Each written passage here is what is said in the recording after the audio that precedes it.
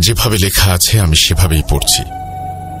আসসালামু আলাইকুম রাসেল ভাই ও প্রিয় শ্রোতা বন্ধুরা, কেমন আছেন আপনারা? আশা করি আল্লাহর অসীম রহমতে আপনারা ভালো আছেন। আমি মোহাম্মদ সাবিত আলম লিখছি ময়মনসিংহ বিভাগ থেকে। আমি গত আগস্ট মাস থেকে আপনাদের সবার প্রিয় ভূত.com-এর একজন মডারেটর হিসেবে কাজ করছি। দেখতে দেখতে আপনাদের সবার সাথে ৬টি মাস পেরিয়ে গেল। আপনাদের সাথে এই ৬ মাসের জার্নিতে আপনাদের ভালোবাসা আর ভূত.com টিমের কিছু অমায়িক মানুষের সাথে কাজ করতে পেরে আমি খুবই খুশি আর আনন্দিত। স্পেশালি আমাকে ঘটনা লিখতে আর লেখার উন্নতিতে সাহায্য করেন যারা, তারা আর কেউ নয়, আমাদের সবার প্রিয় মোহাম্মদ সিফাত আলম আর মোস্তফা আলম রোমান। গোলাম রাব্বি ভাইয়ের গাইডিং আর রাসেল ভাইয়ের মেন্টরিং দুজনই অতুলনীয় অমায়িক ব্যক্তিত্ব। ওনাদের সবার ছায়ায় থেকে আপনাদের সাথে বহুদূর যাবার আশা ব্যক্ত করে আমি আজ আমার ঘটনা শুরু করছি। আজকের ঘটনাটি আমি শুনেছি আমাদের স্টুডেন্টের কাজিন, তার কাছ থেকে। আমার স্টুডেন্টের নাম তানিশা। গত ২৭শে ফেব্রুয়ারি ২০২২ তারিখে আমি টিউশন পড়াতে গিয়ে আমার স্টুডেন্টের কাজিন রেহানা আপুর সাথে পরিচিত হই। রেহানা আপু ভূত.com-এর একজন নিয়মিত শ্রোতা এবং আমাদের সবার প্রিয় আফনান ভাই, সিফাত, রোমান আর তুষার ভাইয়ের খুব বড় ভক্ত।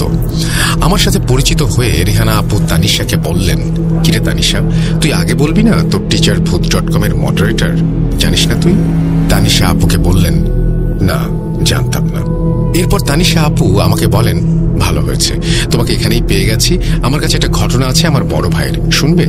আমি হ্যাঁ বোধক উত্তর দিলে আপু আমাকে বলেন যে তানিশার পড়া শেষ হলে উনি আমাকে ঘটনাটি বলবেন। যথারীতি তানিশাকে পড়ানো শেষ হলে আপু আমাকে ঘটনাটি বলতে শুরু করেন।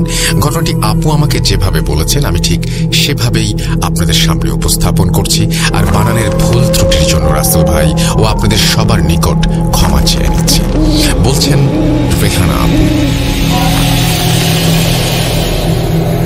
আমার বড় ভাইয়ের নাম রায়হান। সামনে তার ইউনিভার্সিটি এক্সাম। আমার আর আমার ভাইয়ের বয়সের পার্থক্য ছিল মাত্র ২ বছরের, তাই আমরা ভাই বোন কম আর বন্ধু বেশি ছিলাম। ওর পড়ার সময় আমি ওর রুমে যেতাম না, পড়ায় অসুবিধা হবে বলে। আমার আব্বু আম্মুর ইচ্ছা ছিল ছেলেকে ইঞ্জিনিয়ার বানাবেন। ভাই আর এসএসসি আর এইচএসসি রেজাল্ট ভালো থাকার ফলে তাকে ইঞ্জিনিয়ারিং পড়ার জন্য ইউনিভার্সিটির প্রিপারেশন নেওয়া শুরু করতে হয়। সালটা ছিল ২০১১। সেদিন আমার বড় ভাই রায়হান এশার নামাজ পড়ে বাসায় আসেন। একটু পরে তার বন্ধু আসিফ আমাদের বাসায় আসে রায়হানের সাথে গ্রুপ স্টাডি করবে বলে। আসিফ ছিল রায়হানের বেস্ট ফ্রেন্ড। আসিফ আর রায়হান তুলনামূলক সমান ক্যাটাগরির স্টুডেন্ট ছিল। আসিফের বাসাও ছিল আমাদের বাসা থেকে খুবই কাছে। প্রায় ১ ঘন্টা পড়াশোনা করে আসিফ রায়হানকে বিদায় দিয়ে নিজের বাসায় চলে যায়। এরপর রায়হান আবার নিজের মতো করে পড়তে চলে যায় তার রুমে। রায়হান সাধারণত পড়ার সময় দরজা বন্ধ করে পড়ে, কিন্তু দরজা লক করে না। সেদিন রায়হান বরাবরের মতো তার রুমে বসে পড়ছিল। প্রায় ১ ঘন্টার মাঝে রায়হানের রুমে চেয়ার পড়ে যাবার আওয়াজ পেয়ে আমরা তার রুমের দরজায় ধাক্কা দিয়ে খুলে ভেতরে গিয়ে দেখি রায়হান মেঝেতে পড়ে আছে আর ওর মুখ দিয়ে গ্যাঁজলা বের হচ্ছে। রায়হানের এই অবস্থা দেখে আমি আর আম্মু রায়হানকে উঠিয়ে বসানোর চেষ্টা করেও ব্যর্থ হই। কারণ রায়হানের শরীর তখন এতটাই শক্ত হয়ে গিয়েছিল যে ওর শরীরের কোনো অংশই মুভ করছিল না। আমরা এরপর ওর হাত পা মালিশ করতে থাকি আর ২-৩ মিনিটের মাঝেই ওর মুখ দিয়ে ফেনা পড়া বন্ধ হয়ে যায় আর রায়হান একেবারে নিশ্চুপ হয়ে যায়। আমার আম্মু এরপর রায়হানকে ডাকতে থাকেন ওঠার জন্য। রায়হান, এই রায়হান, ওঠ, কি হয়েছে তোর? রায়হানের কোনো সাড়া না পেয়ে আমার আম্মু আমাকে বলেন যেন আব্বুকে ফোন করে বাসায় আসতে বলি। এরপর আমি উঠতে গেলে রায়হান তার ২ হাত দিয়ে আমার ও আম্মুর হাত চেপে ধরে চোখ খোলে। আমাদের দিকে তাকিয়ে সে উঠে বসে আর ২ জনের হাত ছেড়ে সে আমাদের চুল ধরে, আমাদের কানের কাছে মুখ নিয়ে আসে এবং খুব বাজে আর কর্কশ গলায় ফিসফিস করে বলতে থাকে যে প্রতি ১০ বছরে একবার উঠি, যার শরীরে উঠি তার পা থেকে মাথা পর্যন্ত খাই। এই কথা বলে রায়হান মেঝে থেকে উঠে বিছানায় গিয়ে চাদর দিয়ে শুয়ে পড়ে। এই ঘটনার আগা মাথা কিছুই বুঝতে না পেরে আমি আর আমার আম্মু রুম থেকে বের হয়ে যাই। কিছুক্ষণ পর রাতের খাবারের জন্য আম্মু আমাকে রায়হানকে ডাকতে লাগলেন। আমি খেতে চলে এলেও রায়হান তার রুম থেকে বের হয় না। আমি রায়হানের রুমে গিয়ে ওকে ডাকতে লাগলাম। আমার কথা যেন রায়হানের কানেই পৌঁছাচ্ছিল না। এরপর আমি রায়হানের পিঠে হাত দিয়ে ওকে ডাক দিতেই ও এক ঝটকায় আমার হাত ধরে ফেলে, আমাকে তার বিছানায় বসিয়ে ফেলে। এরপর সে আমার মাথার চুল ধরে আমার কান তার মুখের কাছে নিয়ে এসে ফিসফিস করে বলে, শোনো, এখানে বসবে না, আমি কিন্তু বলে সে জীবন নেয়ার আরো অনেক কিছু কথা বলে। আমি ডায়লগগুলো পড়তে আমি খুবই আনকমফোর্টেবল, যার জন্য আমি ডায়লগ পড়তে চাই না আসলে। এরপর তিনি বলছেন যে আমি ভয়ে আমার হাত রায়হানের হাত থেকে ছাড়িয়ে দৌড়ে রায়হানের রুম থেকে বেরিয়ে এসে আম্মুকে সব বলি। আমার কথা শুনে আম্মু রাগ করে হাতে বিছানা ঝাড় দেওয়ার ঝাড়ু নিয়ে রায়হানের রুমে চলে যায়। আমিও আম্মুর পেছন পেছন রায়হানের রুমে চলে যাই। আম্মু যেই রায়হানকে কিছু বলতে যাবেন তখনই রায়হান আম্মুর চুল ধরে আম্মুর কানে কানে কি যেন বলছিল। কি বলছিল শুনতে যাব তখনই দেখলাম আম্মু অজ্ঞান হয়ে পড়ে গেলেন। আম্মু পড়ে গেলে রায়হান বাজেভাবে উচ্চ স্বরে হাহা করে হেসে উঠতে থাকে আর আমার দিকে তাকিয়ে আরো কিছু কথা বলে এবং সে তার দিকে ইশারায় ডাকে আমাকে। এরপর আমি রায়হানের সামনে গিয়ে ওর হাত ঝাঁকি দিয়ে ওকে বলি, কি হয়েছে তোর, এমন করছিস কেন, আম্মুকে কি বললি, কি হয়েছে আম্মুর? এই কথা শুনে রায়হান আমার হাত ছাড়িয়ে নিয়ে বিছানায় শুয়ে পড়ে আবার। এরপর আম্মুর মুখে পানি দেই আর অনেক কষ্টে আম্মুর জ্ঞান ফেরাই। আম্মুর জ্ঞান ফিরলে আমি আম্মুকে জিজ্ঞেস করি যে উনি কেন অজ্ঞান হয়ে গিয়েছিলেন, কিন্তু উত্তরে আম্মু আমাকে যা বললেন তার কোনো লজিক আমি খুঁজে পেলাম না। আম্মু বললেন যে ওনার কিছুই মনে নেই, শেষ ওনার যা মনে ছিল তা হচ্ছে রায়হানের রুমে যাওয়া। সেদিন রাতে আমরা আর খাওয়া দাওয়া করিনি, আব্বুর অপেক্ষায় বসেছিলাম। কিছুক্ষণ পর আব্বু কাজ শেষ করে বাসায় আসে। বলে রাখা ভালো, আমার আব্বুর শহরে একটা মার্কেটে কাপড়ের দোকানের ব্যবসা করতেন, এই জন্য ওনার বাসায় আসতে প্রায় 11টা বেজে যেত, মাঝে মাঝে 12টা 1টাও বাজত ওনার। সেদিন আব্বু বাসায় আসার পর আমিও আম্মু রায়হানের বিষয়টা বলি। আব্বু রেগে গিয়ে রায়হানকে মারবেন বলে ওর রুমে যেতে চাইলে আম্মু বলেন, থাক, বাদ দাও, আজ অনেক রাত হয়েছে, রায়হান ঘুমাচ্ছে, ঘুম থেকে উঠলে সব ঠিক হয়ে যাবে। আম্মুর কথা শুনে আব্বু সেদিন রাতে আর কিছু বলেন না রায়হানকে। সেদিনের মতো আমরা রাতের বেলা ঘুমিয়ে পড়ি। পরের দিন সকালবেলা ঘুম থেকে উঠে রায়হান স্বাভাবিকভাবেই ঘরে ঘোরাফেরা করতে থাকে। বিকেলবেলা আসিফ ভাইয়ের বাসায় গ্রুপ স্টাডি করতে যাবে বলে রায়হান বাসা থেকে বের হয়ে যায়। সন্ধ্যায় মাগরিবের পর রায়হান বাসায় ফিরে আসে। বাসায় ফিরে এসে সে নিজের রুমে চলে যায়। আম্মু রায়হানকে নাস্তা খেতে ডাকলে রায়হান রুম থেকে দৌড়ে এসে রান্নাঘরে চলে যায় আর রান্নাঘরে রাখা তরকারি আর ভাত সে একাই খেয়ে ফেলে। এই দেখে আম্মু আর আমি খুব অবাক হয়ে যাই আর রায়হানকে জিজ্ঞেস করি যে সে কেন এমন করছে গতকাল থেকে। উত্তরে রায়হান ভারী গলায় বলে যে তাকে কেন ডাকা হয়েছে, তার অনেক দিনের ক্ষুধা নাকি তার জমে আছে এবং সে সবকিছু নাকি লন্ডভন্ড করে দেবে। রায়হানের মুখে এই সমস্ত কথা শুনে ওর অঙ্গভঙ্গি দেখে আমি আর আম্মু অনেকটাই ভয় পেয়ে যাই। এরপর রায়হান তার নিজের রুমে চলে গেলে আম্মু বলেন, রেহানা, একবার আসিফকে ডেকে নিয়ে আসো তো, ওর সাথে কথা বলি। এরপর আমি আসিফকে ডেকে নিয়ে আসি বাসায়। আম্মু আসিফকে জিজ্ঞেস করেন রায়হানের কোনো অস্বাভাবিক আচরণ তার চোখে পড়েছে কিনা। আসিফ একটু মুচকি হেসে বলে, কি বলছেন আন্টি, ও তো একেবারে নর্মাল, কি হয়েছে? আম্মু আসিফকে কিছু বলেন না। আসিফ এরপর নাস্তা করে বাসায় চলে যায়। সেদিনের পর থেকে রায়হান নামাজ পড়া ছেড়ে দেয়। এক ওয়াক্ত নামাজও তাকে দিয়ে পড়ানো যেত না। অনেক বলার পরেও সে নামাজ পড়তো না। আমিও আম্মু এই সব কিছুই আব্বুকে জানাইনি যতক্ষণ না পর্যন্ত সমস্যাগুলো হাতের বাইরে চলে যায়। সেদিনের পর থেকে আমাদের পরিবারের জীবন কিভাবে যেন বদলে যায়। বলছি, সেদিনের পর থেকে রায়হানের সাথে কেউ কথা বলতে পারত না। খাবার খাওয়ার সময় সে সবার জন্য রান্না করা খাবার একাই খেয়ে ফেলত। দিনের বেলা ডাইনিং রুমে ফ্রিজে রাখা মাছ মাংসের পোটলা পড়ে থাকতে দেখা যেত, যার কারণ বা ওগুলো ওখানে কিভাবে এলো তার উত্তর কারো জানা ছিল না। এর মাঝে রায়হান কোচিং করতে বাইরে গেলে কোচিংয়ে সে কখনোই যেত না, যা আমরা জানতে পারি কোচিং থেকে আসা ফোনের মাধ্যমে। আমরা ভাবতে থাকি যে রায়হান যদি কোচিংয়ে না যায় তাহলে সে কোথায় যায়। আমি আর আম্মু ভাবি রায়হান হয়তোবা কোনো মেয়ের সাথে সম্পর্কে জড়িয়েছে, তাই সে কোচিং ফাঁকি দিচ্ছে। একদিন রায়হান কোচিং করতে বের হলে আমি আর আম্মু লুকিয়ে রায়হানের পিছু নেই আর দেখি যে রায়হান কোচিং সেন্টারের কাছের মসজিদের সামনে গিয়ে দাঁড়িয়ে যায়। কিছুক্ষণ পর মসজিদ থেকে একজন হুজুর বেরিয়ে আসেন। হুজুরকে দেখে বয়স বেশি মনে হলো না। আমরা দেখলাম হুজুরের কাছ থেকে এক গ্লাস পানি নিয়ে রায়হান খেলো আর একটা তাবিজ নিয়ে নিজের ব্যাগে সে ঢুকিয়ে রাখলো। এরপর সে আর হুজুর দুজন মিলে মসজিদের কোয়ার্টারের কাছে একটি বাসায় ঢুকে যায়। আমিও আম্মু চিন্তায় পড়ে যাই আর ভাবতে থাকি যে কেন রায়হান হুজুরের সাথে দেখা করছে আর কেনই বা এই বাসায় ঢুকে গেল। এরপর আমরাও সেই বাসায় গিয়ে দরজায় নক করি এবং হুজুর দরজা খুললেন, আমাদের সালাম দিলেন, বললেন আপনারা কেমন আছেন, রায়হানের জন্য এসেছেন, ও ভেতরে পড়ছে। ওনার মুখে এই কথা শুনে আমি ওনাকে জিজ্ঞেস করি আপনি আমাদের কিভাবে চেনেন? উত্তরে তিনি হেসে বলেন ভয় পাচ্ছেন? ভয়ের কারণ নেই আব্বা, রায়হান ভাই আমাকে আপনাদের সবার ছবি দেখিয়েছে, ও আসলে একটু সমস্যায় আছে বলল, তাই আমার কাছে এসেছে। এখানে শান্তিতে পড়াশোনা করে আর টুকটাক পানি পড়া নিয়ে যায়। হুজুরের কথা শেষ হলে আমিও আম্মু ভেতরে গিয়ে দেখি রায়হান আসলেই পড়াশোনা করছে। এরপর আমি আর আম্মু রায়হানকে কিছু না বলেই চলে আসি। সন্ধ্যার দিকে রায়হান বাসায় ফিরলে ওকে আমরা জিজ্ঞেস করি ও কেন হুজুরের কাছে গিয়ে পড়াশোনা করে। উত্তরে রায়হান আমাদের ওর সাথে যা যা হচ্ছে সবকিছু খুলে বলে, যা শুনে আমাদের বাকশক্তি লোপ পেয়ে যায়। প্রিয় লিসেনার্স, আপনাদের ঘটনার মাঝে থামানোর জন্য আমি সাবিত আন্তরিকভাবে দুঃখিত, কিন্তু মাঝপথে থামার কারণ হচ্ছে যে রেহানা আপু আমাকে রায়হান ভাইয়ের ঘটনাগুলো নিজের ভাষায় বলেছিলেন, যা বুঝতে আমার মোটামুটি ভালোই সমস্যা হবার ফলে আমি আপুর সাথে ডিসকাস করে রায়হান ভাইয়ের ঘটনাটি আপুর মাধ্যমে রায়হান ভাইয়ের ভাষায় আবার শুনতে চাইলে আপু আমাকে রায়হান ভাইয়ের ভাষায় রায়হান ভাইয়ের সাথে ঘটে যাওয়া ঘটনাগুলো বলেন। আমি রায়হান ভাইয়ের ভাষাতেই পরের ঘটনাগুলো আপনাদের সামনে উপস্থাপন করছি। বলছেন রায়হান ভাই, এইচএসসি রেজাল্টের পর থেকেই আমার সাথে কিছু আজব ঘটনা ঘটছে, যার ব্যাখ্যা আমার জানা নেই। তোমরা মাঝে মাঝে আমাকে জিজ্ঞেস করো যে আমি সেদিন কেন এমন করলাম, আজ কেন এমন করছি, সব খাবার কেন একা খাচ্ছি, কিন্তু বিশ্বাস করো আমি এসবের কিছুই জানি না। আমার কিছুই মনে থাকে না, মনে হয় যেন আমার জীবন থেকে সেই সময়গুলো হারিয়ে গেছে। পড়ায় একদম মন দিতে পারছিলাম না আমি, না কোচিংয়ে গিয়ে ভালো করতে পারছিলাম, না বাসায় পড়তে পারছিলাম। এদিকে সামনে পরীক্ষা, আসিফের সাথে পড়তে গেলেও পড়া হয় না।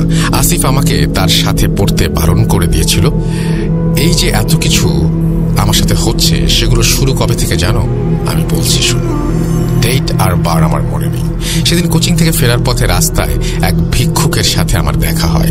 সে আমার কাছে ভিক্ষা চাইতেই আমি তাকে 5 টাকার একটি পয়সা দিলে সে বলে, বাবারে টাকা লাগবে না, তুই আমাকে একটা মুরগি আর কিছু চাল কিনে দে। আমার বাসায় আমার ছেলে মেয়ে মাংস খেতে চেয়েছে, ওরা অনেক দিন মাংস খায় না, তুই কিনে দিলে বউ ছেলে মেয়ে নিয়ে একটু মাংস খেতাম। চিন্তা করিস না বাবা, দিবি যত তার থেকে বেশি আল্লাহ ফেরত দেবে, দিবি। এই কথা শুনে আমার মনে সেই ভিক্ষুকের জন্য অনেক মায়া হলো। আমি আমার কাছে থাকা বই আর কোচিং এর শিট নেয়ার টাকা দিয়ে ওনাকে বাজার থেকে 1 কেজি চাল আর 1 কেজির একটু বেশি ওজনের একটা ব্রয়লার মুরগি কিনে দেই। সেই জিনিসগুলো হাতে পেয়ে ভিক্ষুক খুশি হয়ে তার ঝোলা থেকে ছোট একটি আয়না বের করে আমাকে দেয়। আমি নিতে না চাইলে সে আমাকে বলে, নে বাবা, এটা রাখ, তোর কাজে লাগবে। এরপর ভিক্ষুকের জোড়াজুড়িতে আমি ভাবি, ধুর, একটা আয়নাই তো, কি আর হবে নিলে। এই ভেবে আমি ব্যাগে আয়না ঢুকিয়ে ফেলি। সেদিন রাতের বেলা আমি আমার রুমের জানালায় ঠক ঠক নক করার আওয়াজ শুনতে পাই। শুরুতে মনের ভুল ভেবে আমি ঘুমানোর চেষ্টা করি, কিন্তু আমার ভাবনাকে ভুল প্রমাণ করে জানালায় আবারও ঠক ঠক শব্দ। এবার আমি অনেক ভয় পেয়ে যাই আর কাঁথা মুড়ি দিয়ে শুয়ে পড়ি। আম্মু, মনে করো এখন অনেক রাত, তুমি একা রুমে আছো। এই রাতের বেলা এখন তোমার রুমের জানালায় ঠক ঠক করে নক করার আওয়াজ পাচ্ছ, কি করবে তুমি? ভয় পাবে জানি। রেহানা, তুই বল, ভয় ভয় পাবি না? আমিও তেমনি ভয় পেয়েছিলাম, কিন্তু আস্তে আস্তে নক করার আওয়াজটা বাড়তে লাগলো, আর এবার প্রতিটা জানালায় একই সাথে নক হতে লাগলো। আমি এবার ভয়ে তোমাদের ডাকবো বলে বিছানা থেকে উঠে যাই, আর তখনই টেবিল থেকে কিছু একটা পড়ে ভেঙে যাবার শব্দে আমার বুক কেঁপে ওঠে। আমি রুমের লাইট জ্বালিয়ে দেখি ভিক্ষুকের দেয়া সেই আয়নাটা মেঝেতে পড়ে ভেঙে গেছে। আমি আয়নাটা তুলতে গেলে আমার হাতে কাঁচের টুকরো লেগে যায় আর আমার হাত কেটে যায়। এরপর আমার রুমের দরজার বাইরে আম্মু তুমি চলে এসে আমাকে ডাক দিলে। আমি দরজা খুলে কাউকে দেখতে পাই না। আমি উন্মাদের মতো হয়ে যাচ্ছিলাম বলে মনে হতে লাগলো আমার। এরপর আমি কি ভেবে যেন রুমের জানালা খুলে কুর্নিশ করে কাউকে অভ্যর্থনা জানালাম। প্রচন্ড গরম লাগছিল রুমে আমার। এই গরমের মাঝে খুব হিম শীতল ঠান্ডা এক বাতাস আমার শরীর আর কলিজা জুড়িয়ে ভেতরে আসলো। আমার খুব ভালো লাগছিল বাতাসটা গায়ে লাগাতে। এরপর আমি ঘুমিয়েছি না কি করেছি আমার মনে নেই। এর পরের দিন আসিফ বিকেলে গ্রুপ স্টাডি করার জন্য আমার কাছে এসে আমাকে বলে, কিরে তোর চোখ লাল কেন, গতরাত ঘুম হয়নি? আসিফের এই কথা শুনে আমি ওকে বলি, কিরে তুই কিভাবে জানলি যে আমার ঘুম হয়নি রাতে? আসিফ রাঙাত্মক সুরে আমাকে বলল, কিরে ভাই, কমন সেন্স কি বাজারে বিক্রি করে এসেছিস? তোর চোখ লাল তাই ভাবলাম ঘুম হয়নি। এই বলে আসিফ বিষয়টা এড়িয়ে যায়। সেদিন রাত থেকে আমার সাথে নতুন নতুন ঘটনা ঘটতে থাকে। রাতে ঘুমানোর জন্য শুয়ে পড়ার কিছুক্ষণ পর আমার মনে হয় জানালার বাইরে কেউ একজন আমাকে ডাকছে। খুব ক্ষীণ আর ফিস ফিস করে কেউ আমাকে বলছে, রায়হান, রায়হান। এরপরে কেউ একজন বলে যে ভিক্ষুকে যে আমি সাহায্য করেছিলাম সে এখন সাহায্য নিতে এসেছে, সামনে নাকি পরীক্ষা, সে আমাকে সাহায্য করবে। এসব আমি বলি যে তুমি কে, চলে যাও প্লিজ চলে যাও। এরপর মনে হলো আওয়াজটা আমার কানের কাছে এসে বলছে যে আমি যদি বাঁচতে চাই তাহলে তার কথা শুনতে, না হলে আমাকে মরতে হবে, আর কাউকে এই কথা জানালেও নিশ্চিত মৃত্যু। এই কথা শুনে আমি ভয় পেয়ে দরজা খুলে তোমাদের ডাকতে গেলে দেখি যে দরজা খুলছে না। অগত্যা ভয়ে আর জানের মায়ায় পরে আমাকে জানালা খুলতে হয়। জানালা খুলতেই সেই শীতল বাতাস আবার আমার গায়ে এসে লাগে আর আমার কিছু মনে থাকে না। এর পর দিন ইশার নামাজের পর ইমাম সাহেবের সাথে কথা বলে এই বিষয়ে উনি আমাকে বলেন, রায়হান তুমি যে আয়নাটা নিয়েছিলে সেটা নেওয়া ছিল তোমার চরম মাত্রার ভুল। ওটা এখন কোথায়? আমি হুজুরকে বলি। হুজুর সেটা ভেঙে গেছে আর আমি সেটা ফেলে দিয়েছি। হুজুর আমাকে এরপর বলেন, দেখো আমি তো এসব কিছু করি না আর এই লাইনে পড়িও নি।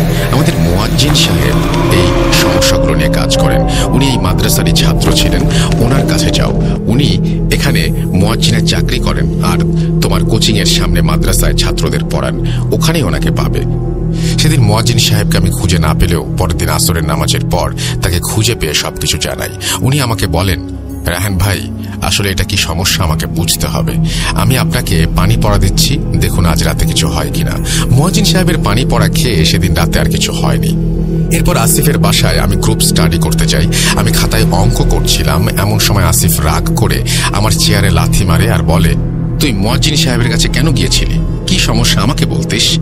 আমি আসিফের এই আচরণে অবাক হয়ে যাই। আমি যে মুয়াজ্জিন সাহেবের কাছে গিয়েছিলাম সেটা তুই কিভাবে জানলি? আসিফ কোনো উত্তর না দিলে আমি চেয়ার থেকে উঠে বাসায় চলে আসি। সেদিন আমি তোমাদের সব বলতে চেয়েছিলাম, কিন্তু আমার কানের কাছে ভেসে আসে সেই একই শব্দ, কাউকে নাকি বলা যাবে না। এরপর আমার আর কিছু মনে নেই। পরের দিন রাতে আমি পানি পড়া খেয়ে ডাইনিং রুমে আসতেই দেখি আমি পানির গ্লাস হাতে টেবিলের সামনে দাঁড়িয়ে। এই দৃশ্য দেখে কেউ হতভম্ব হয়ে যাবে, কিন্তু আমি কেন যেন খুব প্রাউড ফিল করছিলাম। আমি দেখলাম আমার মতো দেখতে সেই লোকটা আমার সামনে পানি নিয়ে এসে কুর্নিশ করে আমাকে অভ্যর্থনা জানিয়ে বলল যে এই পানি নাকি আমার, এবং সেদিন রাতে আমার এতটুকুও মনে ছিল না এরপর কি হয়েছিল। তবে যে সকালে মেঝেতে মাছ মাংসের পোটলা তোমরা দেখেছিলে সেটা মনে হয় আমারই কাজ। এরপর আমি একদিন রাতের বেলা বাথরুমে গেলাম। কি দেখলাম জানো? তুমি বলো আম্মু। রাতের বেলা তুমি বাথরুমে গেলে, এরপর আয়নার দিকে তাকিয়ে যদি তুমি দেখো যে তুমি নিজেই নিজের দিকে নিজে তাকিয়ে হাসছো তাহলে কেমন লাগবে? আমি আয়নায় একইভাবে হাসতে থাকলাম। আমি হাসতে দেখলাম নিজেকে। এরপর আমি নিজের চেহারায় হাত দিয়ে দেখলাম আমি আসলে হাসছি কিনা, কিন্তু না, আমি হাসছিলাম না। কত কিছু দেখেছি, সহ্য করেছি আমি, কিন্তু তোমার তোমাদের বলতে গেলেই মনে থাকতো না। আমি আজ হুজুরের তাবিজ পড়েছি আর পানি পড়া নিয়েছি বলেই আমি হয়তো বলতে পারছি সবকিছু। এভাবে আস্তে আস্তে জানালা নক করা থেকে কাছে আসা, এরপর সেই শয়তান আমাকে পুরোপুরি কবজা করে নিচ্ছে আস্তে আস্তে। এই জন্য আমার পড়া হচ্ছিল না। আসিফের সাথেও বেশ কিছুদিন দেখা নেই। একদিন এশার নামাজ পড়তে গিয়ে আমি দেখি আসিফও নামাজে এসেছে। নামাজ শেষে সে আমার কাছে ক্ষমা চায় আর আজকে গ্রুপ স্টাডি করতে আসবে বলে জানায়। আমি বাসায় আসার পরে আসিফ বাসায় আসে পড়ার জন্য। পড়ালেখা শেষ করে আমাকে একটা চকলেট খেতে দিয়ে চলে যায়। সেদিন আমি চেয়ার থেকে পড়ে গিয়েছিলাম আর আমার মুখ দিয়ে ফেনা বের হচ্ছিল। এরপর থেকে যা যা হয়েছে তোমরা জানো। এই দুর্বিষহ সমস্যার মাঝে একদিন সকালে দেখলাম আমার দাঁত কালো হয়ে গিয়েছে, মুখের ভেতর সহ কালো আর খুব বেশি পরিমাণে বাজে দুর্গন্ধ ছড়াচ্ছে। মনে হচ্ছিল যেন আমি বেঁচে আছি কিন্তু আমার মুখ মরে গেছে, মরে গিয়ে পচে গেছে, দুর্গন্ধ ছড়াচ্ছে। আমি এরপর থেকে রেগুলার মুয়াজ্জিন সাহেবের বাসায় যাই আর ওনার তদবির গ্রহণ করে পড়াশোনা করি। এভাবেই আমার জীবন চলছে। কিন্তু একটা কথা, সেটা হচ্ছে যে তোমাদের কাছে একটাই অনুরোধ, আমাকে বাঁচাও। পরীক্ষা চলে এসেছে, আমি কি পরীক্ষা দিতে পারবো? আমাকে সাহায্য করো। এই বলে রায়হান ভাই ওনার সাথে ঘটে যাওয়া ঘটনাগুলো বলা শেষ করেন। লিসনার্স, চলুন পরের ঘটনাগুলো রেহানা আপুর ভাষায় শোনা যাক। বলছেন রেহানা আপু। রায়হানের মুখে এসব কথা শুনে আমি ও আম্মু অবাক হয়েছিলাম। তেমনি আমরা দুজনই আসিফ ভাইকে সন্দেহ করেছিলাম এই সমস্যাগুলোর জন্য। সেদিন সন্ধ্যার পর আমি আসিফ ভাইয়ের বাসায় গিয়ে ওনাকে ডেকে আনি। আসিফ ভাই বাসায় আসতেই আম্মু ওনাকে বলেন, কি খবর আসিফ, তোমরা এখন পড়ো না একসাথে? রায়হানের সাথে কি কিছু হয়েছে? রায়হান সারাদিন কেমন মন মরা হয়ে থাকে, জানো কিছু? আম্মুর কথা শুনে আসিফ মুচকি হেসে বলে, না তো আন্টি, কিছু হয়নি, পরীক্ষা চলে এসেছে তাই একাই পড়ি বাসায় এখন। কোথায়, চলুন তো আন্টি ওর রুমে গিয়ে দেখি। এরপর আমি আর আম্মু আর আসিফ তিনজন মিলে রায়হানের রুমে আসি। আমরা রায়হানের রুমে ঢুকতেই রায়হান লাফ দিয়ে বিছানা থেকে উঠে পড়ে আর আসিফের সামনে মাথা ঝুঁকিয়ে কুর্নিশ করে তাকে অভ্যর্থনা জানায়। এই দৃশ্য দেখে আমি আর আম্মু রীতিমতো অবাক হয়ে যাই আর রায়হানের বলা একটা কথার সাথে মিলানোর চেষ্টা করি। রায়হান বলেছিল সে একদিন পানি পড়া খেতে উঠে নিজের মতো কাউকে দেখতে পেয়েছিল এবং যে তাকে কুর্নিশ করে আর পানি খেতে বলে এবং তাকে মালিক বলে সম্বোধন করে। আমাদের সন্দেহ যেন কংক্রিটের মতো শক্তিশালী হয়ে গিয়েছিল তখন। এরপর আমরা আসিফ ভাইকে বাসায় চলে যেতে বলি আর পরের দিন সকালে রায়হান ঘুম থেকে উঠলে আমরাও ওর মুখ থেকে বাজে গন্ধ পাই প্রচুর পরিমাণে। ওর মুখের ভেতরে আসলেই কালো হয়ে গিয়েছিল। সেদিন সকালে আম্মু আব্বু সবকিছু জানালে আব্বু প্রচন্ড রেগে যান আর বলেন, এই শয়তানকে নিয়ে কোথায় যাই, দেখো গিয়ে পড়া পারে না তাই পরীক্ষার আগে নাটক করছে, কম তো যন্ত্রণা দিল না। রাত দিন পরিশ্রম করে আমি খেটে মরি আর আমার নবাব সাহেব নাটক করেন। ওকে বলে দিও যে ঢাকা ইউনিভার্সিটিতে চান্স না পেলে যেন বাসায় মুখ না দেখায়, আমার বাসা যেন ছেড়ে দেয়। এসব বলে আব্বু বাজারে চলে যান। আব্বু কিছুতে যেন বিলিভ করছিলেন না। আব্বু দোকানে চলে গেলে রায়হান বলে, আমরা মুয়াজ্জিন সাহেবকে ডেকে পাঠাই। মুয়াজ্জিন সাহেব বাসায় এসে রায়হানের রুমে গিয়ে কিছুক্ষণ বসেন। এরপর উনি রুম থেকে বের হয়ে এসে আমাদের যা বলেছিলেন তা কিছুটা এইরকম। রায়হান ভাইয়ের ওপর কালো জাদু করা হয়েছে, কিভাবে করা হয়েছে জানি না, না জানলে সমস্যার সমাধান করা কঠিন। তবে যতটুকু আমি জেনেছি সেটা হচ্ছে সেদিন যেই ভিক্ষুক রায়হান ভাইকে আয়না দিয়েছিল সেটা আসলে কালো জাদু করা আয়না ছিল। আয়নার ভেতর একটা জিন বন্দী ছিল যাকে তার মালিক 10 বছর পর পর একবার করে কাজে লাগায়। সে এটা কেন করে আমি জানি না, কিন্তু সেই আয়না ভেঙে যাবার পর জিনটা মুক্ত হয়ে যায় আর আয়নার কাঁচে লেগে রায়হানের হাত কেটে যায়, রক্ত বের হয়ে যায় এবং যার মাধ্যমে এই জিনটি রায়হানের শরীরের সাথে মিলে যায়। এই কাজ করা কঠিন, তবে আপনারা কি জানেন কালো জাদুটা কে করেছে? আমরা মুয়াজ্জিন সাহেবকে জিজ্ঞেস করি কে করেছে। উনি বললেন রায়হান ভাইয়ের বন্ধু আসিফ। মুয়াজ্জিন সাহেবের কথা শুনে 2 2 4 মিলে গেল। আমরা আগেই আসিফ ভাইকে সন্দেহ করেছিলাম আর মুয়াজ্জিন সাহেব সেটা নিশ্চিত করলেন। সবকিছু জেনেও আসিফ ভাইয়ের বিরুদ্ধে কাউকে কিছু বলতে বা কিছু করতে পারছিলাম না। আমরা এই সমস্যাগুলোর কোনো প্রমাণ হয় না সেই কারণেই। তবুও আমরা আসিফ ভাইয়ের বাসায় যাব এবং জানাবো বলে ঠিক করি আর মুয়াজ্জিন সাহেবকে বলি এই সমস্যার সমাধান করতে। উনি আমাদের বলেন উনি আগামী শুক্রবার রাতের বেলা আসবেন এই সমস্যার সমাধান করতে। এই বলে পানি পড়া আর তেল পড়া দিয়ে উনি চলে যান। পানি পড়া রাত 12টার পর খাওয়া আর তেল পড়া গায়ে লাগানোর নিয়ম বলা আমাদের হয়েছিল। সেদিন মুয়াজ্জিন সাহেব চলে গেলে আমি আর আম্মু মিলে আসিফ ভাইদের বাসায় সবকিছু জানালে আসিফ ভাইয়ের বাবা ওনাকে বেধড়ক মারধর করেন আর জিজ্ঞেস করেন এসব কেন করেছে আর কিভাবে করেছে। উত্তরে আসিফ ভাই নীরব থাকলে আসিফ ভাইয়ের আম্মু আমাদের বলেন, আপনারা এই কথা কাউকে বলবেন না দয়া করে, সমাজে আমার বাঁচা মুশকিল হয়ে যাবে, আমরা এই সমস্যার সমাধান করে দেব। আপনারা আজ আসুন, আমরা দেখছি, আমরা আপনাদের জানাবো। আন্টির কথা শুনে আমিও আম্মু সেদিনের মতো বাসায় চলে আসি। এদিকে পরের শুক্রবার রাতের বেলা মুয়াজ্জিন সাহেব বাসায় এসে আসন করা সহ অন্যান্য সব কাজ করেন। এরপর উনি বলেন জাদুর প্রভাব কমে গেছে, আসিফ মনে হয় জাদু তুলে নিয়েছে, এখন আর সমস্যা হবে না। আমি নতুন পানি পড়া দিয়ে যাচ্ছি আর তাবিজ দিচ্ছি, এখানে এগুলো ব্যবহার করবেন। ওনার কথা শেষ হতেই কলিং বেল বেজে ওঠে আর দরজা খুলে আমি দেখি আব্বু এসেছেন। শুক্রবার হবার ফলে উনি একটু জলদি ফিরে এসেছিলেন। মুয়াজ্জিন সাহেবকে দেখে উনি জিজ্ঞেস করেন, আপনি? এরপর আব্বু কিছু বলার আগে আম্মু আর মুয়াজ্জিন সাহেব আব্বুকে সবকিছু খুলে বলেন। এবার আব্বু রাগারাগি না করে সব মেনে নেন। আব্বু ভেবেছিলেন যাই হোক, ছেলে অভিনয় যদি করেও থাকে তাও মনের শান্তির জন্য আম্মু আর আমি হুজুর দেখিয়েছি। এখন রায়হানের সামনে তাহলে অভিনয় করার রাস্তাও আর নেই। মনে মনে আব্বু সব বিলিভ করেননি যে এটা আমরা পরে জেনেছিলাম। কিন্তু হুজুর সেদিন যাবার আগে এমন একটা কথা বলেন যা শুনে আমাদের আশার স্বপ্নের ওপর কালো মেঘের ছায়া ঘনিয়ে এসেছিল। হুজুর বলেছিলেন যে আগামী 41 দিন বাসা থেকে বের হতে পারবে না, বাইরের কেউ তার সাথে দেখাও করতে পারবে না। কিন্তু রায়হানের ঢাকা ইউনিভার্সিটির এক্সাম ছিল 1 মাস পরেই। এই কথাটা আমি ও আম্মু আব্বুকে তৎক্ষণাৎ জানাই। ভেবেছিলাম আস্তে ধীরে বলবো, কিন্তু আমাদের স্বপ্ন ভাঙলেও রায়হানের সমস্যাগুলোর সমাধান হয়ে গিয়েছিল এরপর। এই বলে রেহানা আপু দীর্ঘশ্বাস ত্যাগ করেন। কি লিসেনার্স, কি ভাবছেন ঘটনা শেষ? না, এখনই কোথাও যাবেন না, ঘটনার মেইন টুইস্ট এখানেই। শুনুন রেহানা আপুর ভাষায়। মুয়াজ্জিন সাহেবের করা চিকিৎসার 3 দিন পর আম্মু আব্বুকে জানান যে রায়হান পরীক্ষা দিতে পারবে না। এই কথা শুনে আব্বু রেগে গিয়ে আম্মুকে বলেন, কে এই হুজুর? ওর কথায় কেন রায়হান পরীক্ষা দিতে পারবে না? আম্মু বলেন, তুমি আমাদের মুয়াজ্জিন সাহেবকে চিনো না? কে এই হুজুর বললা যে? আম্মুর এই কথা শুনে আব্বু বলেন, কি বলছো? ওনাকে আমি সেদিনই প্রথম দেখেছি, উনি তো আমাদের মসজিদের মুয়াজ্জিন নন। এই কথা শুনে আমি আর আম্মু অবাক হয়ে যাই আর ভাবতে থাকি তাহলে এই লোক কে? রায়হান তাহলে সব কি বলল?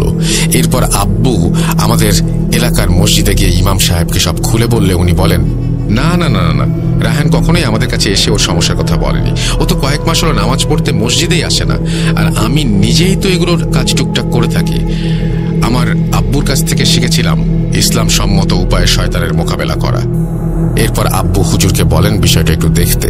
হুজুর বলেন উনি আগামীকাল বাসায় আসবেন বাদ মাগরিব, আর তখন যেন আসিফ ভাইও আমাদের বাসায় থাকেন। এরপর আব্বু বাসায় এসে রায়হানকে সবকিছু জিজ্ঞেস করলে রায়হান আবার আগের মতো অন্য ভাষায় আব্বুকে নাম ধরে ডেকে বলে, মিরাজ, তোর এত বড় সাহস, তুই আমার কাছে জবাব চাস? এ কথা শুনে আব্বু ভেবেছিলেন বোধহয় আবার নাটক করছে। এইভাবে আব্বু রায়হানকে মারার জন্য হাতে করে স্যান্ডেল তুলে নিতেই রায়হানের চেহারা বদলে যায় আর ওর শরীরে খিঁচুনি উঠে যায় আর মুখ দিয়ে আবারও ফেনা বের হতে থাকে। রায়হানের খিঁচুনি চলাকালীন অবস্থাতেই সে বলেছিল সবাই নাকি মারা যাবে। এই কথা যখন রায়হান বলছিল তখন ওর মুখের ভেতরটা ছিল কালো আর দুর্গন্ধযুক্ত সব ফেনা বের হচ্ছিল মুখ দিয়ে।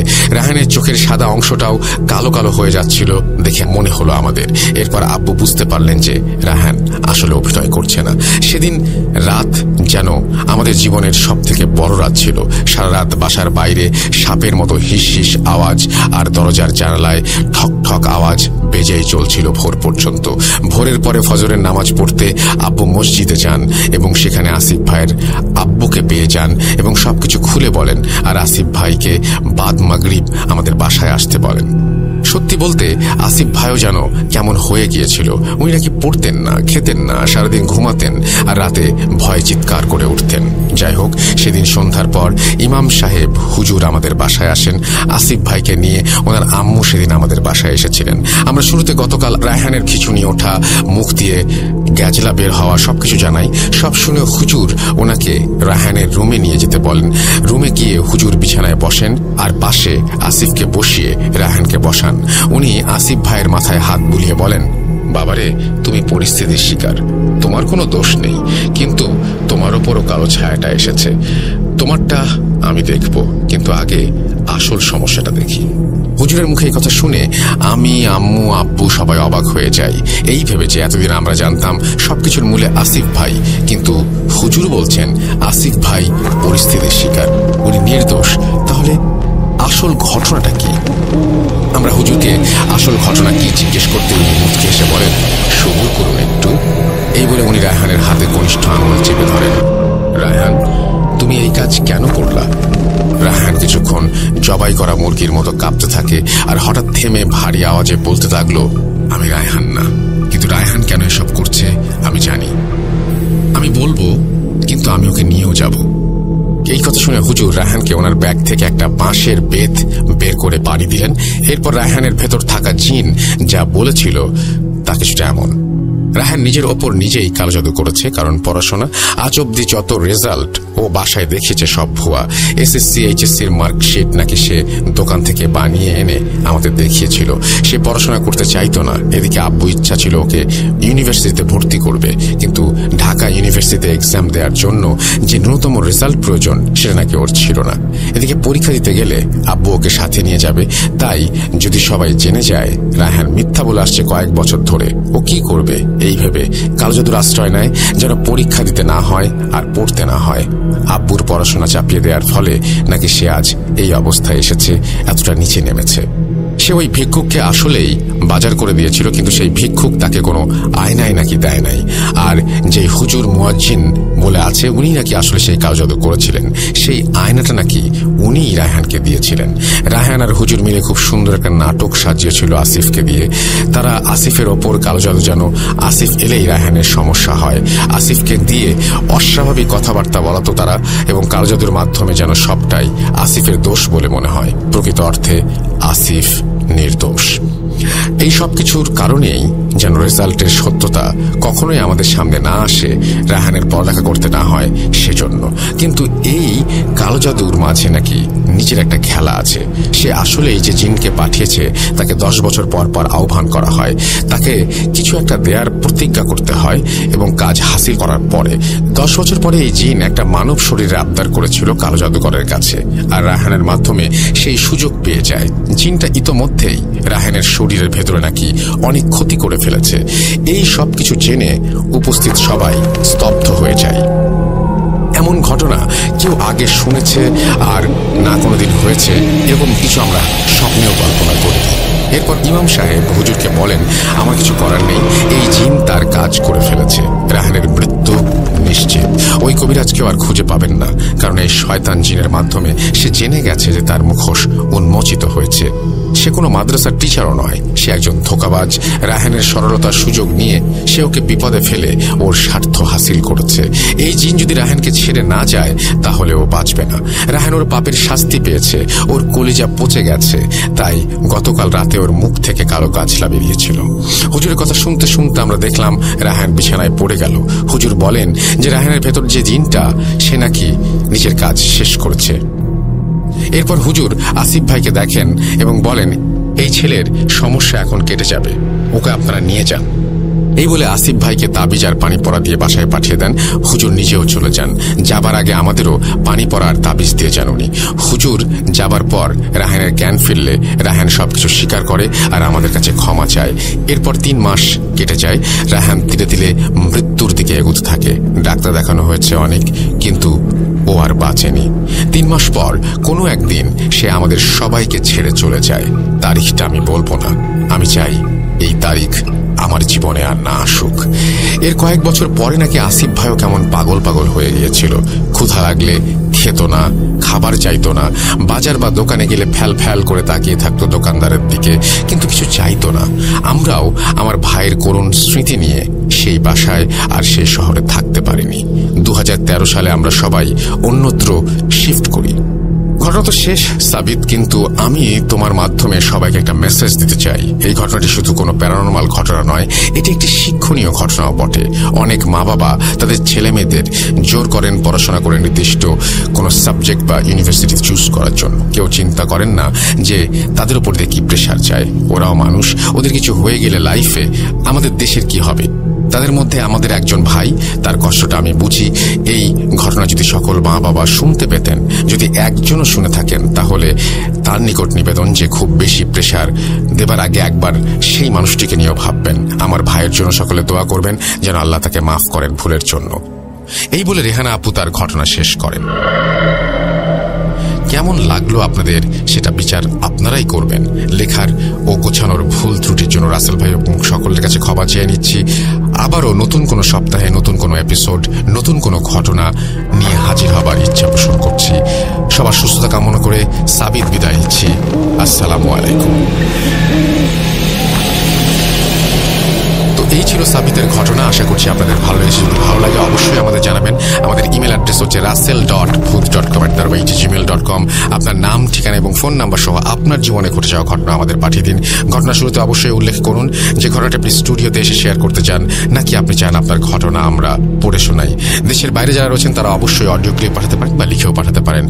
এই ঘটনাটি আজকে একটা অন্যরকম ঘটনা ছিল, যেখানে নিজের কালো জাদু করে নিজেই বিপদে পড়েছে। থ্যাংক ইউ ভেরি মাচ সাবিত ঘটনা পাঠানোর জন্য। আমরা চলে যাব আমাদের পরবর্তী ঘটনায়।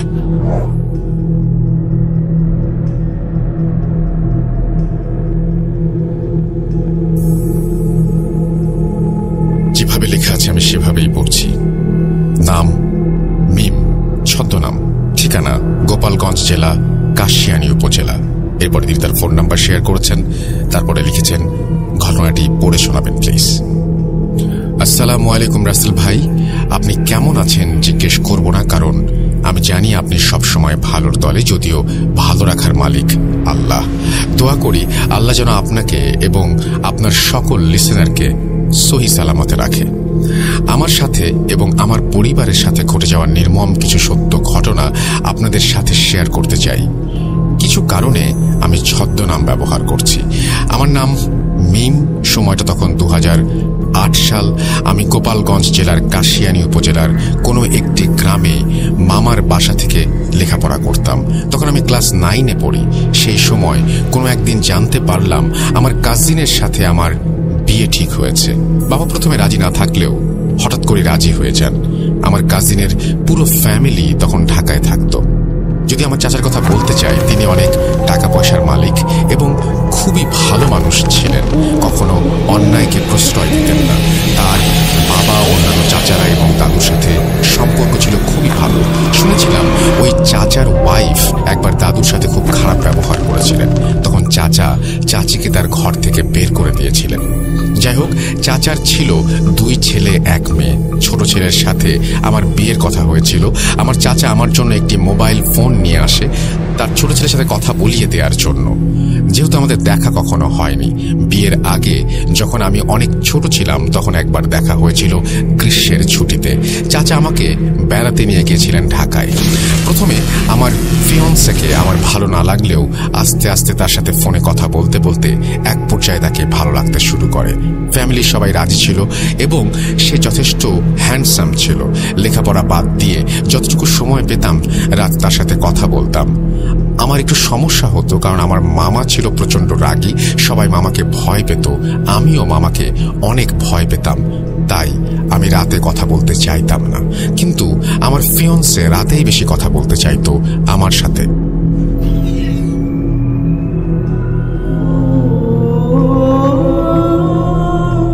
একদিন যদিও ফোন অলওয়েজ সাইলেন্ট মোডে থাকতো, হঠাৎ করে রাত 1টার সময় আমার ঘুম ভেঙে যায় এবং আমি দেখি আমার ফিয়ন্সে আমাকে কল দিচ্ছে। আমি ফোনটা রিসিভ করার জন্য বাইরে যাওয়ার চিন্তা করি। যেহেতু ঘরটি ছিল টিনের ঘর, এক পাশে কথা বললে অন্য পাশে কেউ শুনতে পারত, তাই মামার ভয়। ভাবলাম উঠোনে যেয়ে কিছুক্ষণ কথা বলে আসি। মামার বাড়িটা ছিল এমন, বাথরুমে যাওয়ার জন্য বাইরে যেতে হতো। মামার বাড়ির পাশে ছিল বিরাট এক জঙ্গল। অনেক মানুষ গলায় দড়ি দিয়ে মারা গেছে ওই জঙ্গলে। জঙ্গল এত অন্ধকার থাকতো যে মানুষ দিনে যেতেই ভয় পেত। জঙ্গলের পরেই ডোবা টাইপের একটা পুকুর, বাঁশঝাড়, আর বাঁশঝাড়ের পরেই ছিল আমার মামার বাড়ি লাগোয়া পুকুরের পাড়ে ছিল একটা তুলো গাছ গ্রামের ভাষায় আমরা তাকে মান্দার গাছ বলি। এই গাছটি পুকুর পাড়ের জঙ্গলের কাছাকাছি অবস্থিত। যাই হোক, আমি আমার ফিয়ন্সের ফোন পেয়ে আস্তে আস্তে দরজা খুললাম যাতে মামা টের না পায়। তারপর উঠোনে যেয়ে তাকে ফোন ব্যাক করলাম। এক রিংয়েই ফোন ধরল সে। কথা বলতে বলতে এক পর্যায়ে আমার মনে হলো যে আমার মামা আমার কথা শুনে ফেলবে আর আমার একটু দূরে যাওয়া উচিত। এই চিন্তা করতে করতে আর কথা বলতে বলতে বাড়ির সীমানায় অর্থাৎ শেষ সীমানায় যেয়ে দাঁড়ালাম। তারপর শান্তি পাচ্ছিলাম না মনে, ভয় লাগছিল এই বুঝি মামা শুনে ফেলবে। এই ভেবে হাঁটা শুরু করলাম এবং যে একটা বাঁশের সাথে হেলান দিয়ে কথা বলতে শুরু করলাম। কিন্তু একটু পর মনে হলো পুকুর পাড়টা সবচেয়ে নিরিবিলি, ওইখান থেকে কথা বললে কেউ শুনতে পাবে না। সেই জন্য আমি পুকুর পাড়ে মান্দার গাছটার দিকে হাঁটা শুরু করলাম। এভাবে মান্দার গাছের নিচে দাঁড়িয়ে 20 মিনিটের মতো কথা বললাম। হঠাৎ করে দেখলাম প্রচন্ড ঝড় উঠেছে, বাঁশের আগাগুলো বাতাসে ভেঙে যাচ্ছে। কিন্তু আমি খেয়াল করলাম ঝড় বাতাস শুধু বাঁশ গাছের আগায় হচ্ছে, বাঁশের গোড়া বা আমার গায়ে কোনো বাতাস লাগছে না। আমি ভাবলাম অনেক গাছপালা এই জন্য নিচে বাতাস আসতে পারছে না। কোনো কিছু পাত্তা না দিয়ে কথা বলছি, এমন সময় হঠাৎ করে লাইনটা ড্রপ করে গেল। আমি চারপাশে তাকিয়ে চিন্তা করলাম এটা আমি কোথায় আছি। প্রচন্ড অন্ধকার, ঝড় বাতাস চারিদিকে হচ্ছে, সবকিছু যেন ভেঙে পড়বে। আমার মনের মধ্যে অনেক ভয় কাজ করছিল আর আমি চোখ বন্ধ করে এক দৌড় দিয়ে বাড়ির উদ্দেশ্যে চলে গেলাম। 20 থেকে 30 সেকেন্ড সময় লাগলো বাড়ির সীমানায় প্রবেশ করতে। বাড়ির সীমানায় প্রবেশ করে একবার পেছনে ফিরে তাকালাম, দেখলাম কোনো ঝড় না, কোনো বাতাস না, কোনো কিছু না, স্বাভাবিক যেন এখানে ঝড় কখনো আসেইনি। যাই হোক, আমি ভাবলাম ঝড় হয়তো এসে হঠাৎ করে থেমে গেছে। কোনো চিন্তা না করে আস্তে আস্তে রুমে প্রবেশ করলাম। ঘড়ি দেখলাম 2টা বেজে 1 মিনিট দেখাচ্ছে। বিছানায় যেয়ে আমি আমার ফিয়ন্সকে একটা টেক্সট করলাম, যেহেতু কথা শেষ হয়েছিল না। টেক্সটে বললাম যে অনেক রাত হয়েছে, আমি আজকে আর কথা বলতে পারবো না, সকালে কথা হবে, টেক্সট ব্যাক করো। এভাবে অনেকক্ষণ কথা হওয়ার পর কোনো টেক্সট না পেয়ে আমার মধ্যে অস্থিরতা কাজ করতে লাগলো। চিন্তা করলাম ওয়াশরুমে গেলেও তো এতক্ষণ লাগার কথা না, সে কি তার ফোন দেখেইনি? তাকে অনেকবার কল দিলাম, কল রিসিভ করলো না। লাস্ট কল দিয়ে ঘুমিয়ে যাবার চিন্তা করে আবার আস্তে আস্তে গেট খুলে টয়লেটের উদ্দেশ্যে গেলাম। লাস্ট কল যখন রিসিভ করলো তখন তারও বড় বোন অর্থাৎ আপু আমাকে যেটা জানালো সেটা শোনার জন্য আমি মোটেও প্রস্তুত ছিলাম না। আপু বলল তার ভাই 10টার সময় বাসায় এসেছে, 11টার মধ্যে খাওয়া দাওয়া করে ঘুমিয়ে গেছে। সে এতই টায়ার্ড ছিল যে রুমে যেয়ে ঘুমানোর টাইম পায়নি। আপুর সাথে কথা বলতে বলতে ড্রয়িং রুমে ঘুমিয়ে গেছে এবং আপু তার প্রেজেন্টেশনের কাজ ড্রয়িং রুমে বসে বসে করছে 3-4 ঘন্টা। আমি ফোন রেখে মোবাইলে টাইম দেখলাম 3টা বাজে। আমি মনে মনে ভাবলাম কে ছিল তাহলে আমাকে ফোন দিল 1টার দিকে, আর কার সাথে কথা বললাম জঙ্গলে যে। প্রচন্ড ভয় পেলাম কিন্তু কাউকে কিছু বলতে পারলাম না। আমি লুকিয়ে লুকিয়ে কথা বলতে গিয়েছিলাম। এসব চিন্তা করতে করতে ঘরে এসে এক পর্যায়ে ঘুমিয়ে গেলাম। যখন ঘুম ভাঙলো সেটা পরের দিন সন্ধ্যা 6টা। আমার আশেপাশে দেখি অনেক আত্মীয় স্বজন এবং আমার আব্বু আম্মুর একজন মামা ছিলেন যিনি ছিলেন মওলানা। আমার মুখের উপরে ঝুঁকেছিলেন তিনি, কি কি বিড়বিড় করে পড়ছিলেন আর ফুঁ দিচ্ছিলেন। পরে জানলাম দুপুর গড়িয়ে সন্ধ্যা, আমাকে অনেকবার ডাকাডাকি করা হয়েছে, আমি উঠি নাই। নানু ভেবেছিল স্বাভাবিকভাবেই আমি ঘুমাচ্ছি, কিন্তু কোনো কারণে মওলানা সাহেব আমাদের বাসায় এসেছিলেন এবং তিনি দেখলেন আমার প্রচন্ড জ্বর এবং তিনি একটু ঝাড়ফুঁকের ব্যবস্থা করলেন। গ্রামাঞ্চলে ঝাড়ফুঁক এগুলোই বেশি চলে ডাক্তারের থেকে। মওলানা নানাভাবে আমাকে একটু পানি পড়া খাওয়ালেন। সবাই চলে গেলে উনি আমাকে বললেন রাতে বাইরে একা একা কোথাও যেও না, তুমি যেখানে কল্যাণ ভাবছো সেখানে হয়তো তোমার অকল্যাণ নিহিত। আমি কিছুই বুঝলাম না, শুধু তার যাওয়ার দিকে চেয়ে রইলাম। পরে শুনেছিলাম ওই রাতটি ছিল হাজরা ফাটার রাত, গ্রামাঞ্চলের ভাষায়, যেটা অমাবস্যার থেকেও ভয়ঙ্কর, ঘুটঘুটে অন্ধকার। পারতপক্ষে এই রাতে সন্ধ্যার পরে কেউ বাইরে বের হয় না।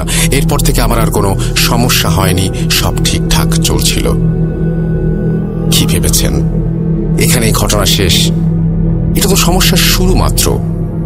1 মাস পরে আমার চাচা চাচি পুরো ফ্যামিলি সহ গ্রামে বেড়াতে আসে এবং সব চাচারা ফ্যামিলি সহ গেট টুগেদার করার জন্য চলে আসে। আমিও বাড়িতে যাই কিছুদিন থাকার জন্য। হঠাৎ করে আমি তার ফ্যামিলিতে একটু পরিবর্তন লক্ষ্য করলাম। যেমন চাচা আর আগের মতো অন্য চাচাদের সহ্য করতে পারছে না, দাদুর সাথে খারাপ ব্যবহার করছে। এরই সাথে অন্য একটি জিনিস লক্ষ্য করলাম, আমার ফিয়ন্সের বোন অর্থাৎ ওই চাচার একমাত্র মেয়ের সাথে কিছু আজগুবি ঘটনা ঘটছে। একদিন সে অন্যান্য কিছু কাজিনদের সাথে কথা বলছিল, একটি রুমে ঢুকেছিল এবং যখন বের হয়েছিল রুম থেকে দেখলাম তার গায়ের জামায় অনেক ছেঁড়া ছেঁড়া, কেউ অ্যাসিড দিয়ে পুড়িয়ে দিলে যেমন জামা ছিঁড়ে ছিঁড়ে যায়, পুড়ে পুড়ে যায় সেরকম, এবং ছেঁড়াগুলোর চারিদিকে হলুদ দাগ হয়ে আছে। সে নিজেও জানে না তার জামার এই অবস্থা। একজন দেখলো এমন কেন জামাটা, অথচ ওই মুহূর্তে আমি ওই রুমের সামনেই বসেছিলাম। আমি দেখেছিলাম জামাটি ঠিকই ছিল ঢোকার সময়। এরপর ওই আপুর আম্মা, আমার চাচি আসলো এবং তিনি বলল, এটা ধরার দরকার নেই, রেখে দে, এটা পলিথিনের ব্যাগে রেখে দে, এটাকে নিয়ে দেখবো কেন এমন হলো। আমি কিছুই বুঝলাম না উনি কাকে দেখাবার কথা বলল, কিন্তু আমি আপুর এই অবস্থা দেখে খুবই দুঃখ পেয়েছিলাম। এবং আমার ফিয়ন্সের বড় বোন ছিলেন তিনি। এরকম আরো অনেক ঘটনা ঘটেছিল সেদিন, যেগুলো আমি নিজের চোখে দেখেছিলাম। যাই হোক, বেসিক্যালি সবাই এসেছিল দাদুর অসুস্থতার কারণে, কিন্তু ওই চাচার আচার আচরণে দাদু আরো বেশি অসুস্থ হয়ে পড়েন এবং এক পর্যায়ে দাদু মারা যান। এরপর আমার বড় চাচা এবং অন্যান্য চাচাদের প্রেশার দিতে থাকে জমি জমাগুলো ওনাদের কাছে বিক্রি করে দেবার জন্য। কিন্তু আমার বাবাকে বলে, মেয়েকে আমার ছেলের সাথে বিয়ে দিয়ে দিব, এগুলো এমনি লিখে দে, এগুলো তোর সব মেয়েরই থাকবে। তার কথা শুনে আমার বাবা খুব অবাক হন। এই ভাই ছিল সবচেয়ে উদার মনের ফ্যামিলির মধ্যে। আমার বাবা রাজি হয়নি, কারণ আমার একটি ছোট ভাই ছিল এবং তিনি বলেছিলেন আমার মেয়ের কিছু দরকার হলে আমার কাছ থেকে নেবে, তার তো অংশ আছে এখানে। এটা শোনার পর থেকে চাচা চাচি আমাদের বিয়ের ব্যাপারটা আর মানতে পারছিলেন না। অনেক ঝামেলার এক পর্যায়ে আমাদের বিয়েটা ভেঙে যায়। এভাবে চলতে চলতে এক পর্যায়ে আমার উপর অত্যাচারের মাত্রা বেড়ে গেল। চাচার কথা ছিল তিনি বড় ছেলে, তাই হিসাব অনুযায়ী অন্য কেউ জন্ম না নিলে সব সম্পত্তি তারই পাওয়ার কথা। সে গ্রামের কিছু গুন্ডা লোকদের নিয়ে আমাদের কিছু জায়গা দখল করলো এবং আমাদের জায়গায় বিল্ডিং বানাতে গেল। তখন বাবা আইনের আশ্রয় নেওয়ার কথা ভাবে। ঠিক তখনই বাবা ব্রেন স্ট্রোক করে বসলো। 1 সপ্তাহ বাবা সার্ভাইভ করেছিল, তারপর বাবা মারা যান। মারা যাবার ঠিক 1 সপ্তাহ পরে আমাদের ঘরের সামনে পুকুর পাড়ের 2টি জলজ্যান্ত তাল গাছও মারা যায়, যেটা আমার আম্মু লক্ষ্য করেছিল। আমার আম্মু খুবই পরহেজগার ছিলেন, একজন মহিলা যিনি 5 ওয়াক্ত নামাজ পড়তেন, সন্ধ্যায় কোরআন শরীফ পড়তেন, বিভিন্ন মহিলাদের মাহফিলে যেতেন এবং অনেক আমল করতেন। একদিন আম্মু আমাকে বড় হুজুরের বউয়ের কাছে নিয়ে গেলেন। তিনি তার হাজবেন্ডের সাথে কথা বলবে বলে একদিন পরে আসতে বললেন। পরের দিন গেলাম। যাওয়ার পর মুষলধারে বৃষ্টি শুরু হলো। বড় হুজুর পর্দার আড়াল থেকে কথা বলতে শুরু করলেন আমাদের সাথে। বড় হুজুর আম্মুকে বললেন, এই মেয়ের তো এখানে বহু বছর আগে থেকে কালো জাদু করা হয়েছে এবং আমাদের বাড়িতে 2টি গাছ মরে গেছে, গাছ 2টি কেটে তার গোড়ায় যা পাবো সব বিসমিল্লাহ বলে পুড়িয়ে ফেলতে হবে এবং 2টা তাবিজ তার কাছ থেকে এনে আমরা সেই অনুযায়ী বাড়িতে যাবার জন্য প্রস্তুতি নিলাম। কিন্তু বৃষ্টি তখনও থামে নাই। আমাদের বাড়িটা ছিল অনেক দূরে, তাই আমরা বৃষ্টিতে ভিজেই বাড়িতে যাওয়ার কথা চিন্তা করলাম। কিন্তু হুজুর আমাদের থামিয়ে দিয়ে তার বউকে কিছু একটা আমাদের ওপর ছিটিয়ে দিতে বললেন। তিনি বললেন, যাই হোক না কেন কোনো ভয় পেও না আর কাউকে কিছু বলো না। আমরা বাসা থেকে বের হয়ে রওনা দিলাম। এমনই আশ্চর্য হয়েছিলাম, সেদিন বাসায় আসার আগ পর্যন্ত আমাদের গায়ে 1 ফোঁটা বৃষ্টির পানিও পড়ে নাই, কিন্তু আমাদের আশেপাশে তুফান হয়ে যাচ্ছিল। পরদিন গাছ কাটা হলো। একটি গাছের নিচ থেকে পাওয়া গেল ছোট মাটির হাড়ির মধ্যে বিভৎস চেহারার একটি ব্লার টাইপের ছবি এবং শুকনো রক্তের ছাগলের মাথার সাথে লাগানো একটি তাবিজ, এবং অন্যটি নিচে পাওয়া গেল একটা নখ, একটা ছোট চুল, একটা তাবিজ আর আব্বুর কাপড়ের কিছু অংশ, যেটা অর্ধেক পোড়ানো হয়েছিল। হুজুরের কথা মতো সব কাজ শেষ করে পরের দিন তাবিজ হুজুরের কাছে নিয়ে গেলাম। হুজুর আমাদেরকে বলল, আমাকে জোড়া কবরের মাঝখানে তাবিজ করা হয়েছে এবং আমার উপরে 7 জন জিন চালন করা হয়েছে। হুজুর বলেছিল সবাইকে সারাতে পারলেও রাত নামের একটি জিনকে আমার থেকে কিছুতেই আলাদা করতে পারেননি। হুজুর বলেছিলেন একবার নদী পার হলে ব্ল্যাক ম্যাজিকের আসর কমে যায়। যেহেতু লেখাপড়ার জন্য আমার ঢাকায় আসতে হতো, সেজন্য আমাকে পদ্মা পার হতে হতো প্রায়। তাই ঢাকা থেকে গোপালগঞ্জ আর গোপালগঞ্জ থেকে ঢাকায় আসলে আমি মিষ্টি খাওয়া দেখতাম স্বপ্নে প্রায়। ঢাকার এক হুজুর তো বারবার তাবিজ কাটতে কাটতে আমার উপরেই বিরক্ত হয়ে যায়। হুজুর আমাকে বলেছিল আমার বড় চাচি কখনো আমাকে কিছু দিলে আমি যেন না খাই এবং তার সাথে আমাদের কোনো ব্যাপার শেয়ার না করতে। আমাদের পুরো ফ্যামিলি এবং চাচার সাথে অনেক খারাপ কিছু করেছে সে। চাচি ছিলেন একজন বিহারি, আর এই কারণে আমার চাচারা তাকে পছন্দ করত না। জানি না চাচা কেন তাকে বিয়ে করেছিল। আজ আমার 29 বছর বয়স, আজও আমার বিয়ে হয় নাই। সব ঠিক থাকলে লাস্টে বিয়েটা আর হয় না। শুনেছি আমার ওই চাচার মেয়ের 2টা কিডনি নষ্ট হয়ে গেছে, আমার ফিয়ন্সের 4-5 বার বিয়ে হয়ে গেছে, আর তাদের বড় ছেলে এবং ছেলের বউয়ের সাথে এমন কিছু করার সময় ধরা খেয়েছিল চাচি, তারা এখন আর মায়ের হাতে কিছু খায় না, ইভেন মায়ের চেহারা পর্যন্ত দেখে না, পাশাপাশি অন্য ফ্ল্যাটে থেকেও। এত কিছুর পরও আমার কিছু প্রবলেম এখনো রয়ে গেছে। এখনো উল্টাপাল্টা স্বপ্ন দেখি, যেটাতে আয়াতুল কুরসি পড়তে ভুলে যাই। এখনো আমার সামনে আমার কোনো কাছের মানুষের সাকসেস আমার কানে একবার আসলেই ওইটা নষ্ট হয়ে যায়, ইত্যাদি নানা কিছু। আমি জানি না মানুষ এগুলো করে কি মজা পায়। নিজেদের জেদ আর হিংসার কারণে এরকম সংসার ছিন্ন ভিন্ন হয়ে যায়। আল্লাহর কাছে দোয়া করি আল্লাহ যেন তাদের হেদায়েত করেন। এটাই ছিল আমার ঘটনা রাসেল ভাই। ভালো লাগলে প্রিয় মানুষগুলোকে পড়ে শোনাবেন, যেন সবাই সতর্ক থাকে, সতর্ক হতে পারে। আসসালামু আলাইকুম, ভালো থাকবেন। থ্যাংক ইউ সো মাচ মিম, যদি এটি আপনার ছদ্মনাম। আপনি ভালো থাকবেন এবং আপনি সুস্থ হয়ে উঠুন পুরোপুরি, সেই দোয়া করি আল্লাহ তাআলার কাছে। এবং সবাইকে বলছি আপনারাও আপনাদের ঘটনা পাঠান। আমাদের ইমেল অ্যাড্রেস হচ্ছে russell.booth.com@gmail.com। আপনাদের ঘটনার অপেক্ষায় থাকলাম। আমরা চলে যাচ্ছি আমাদের পরবর্তী ঘটনায়।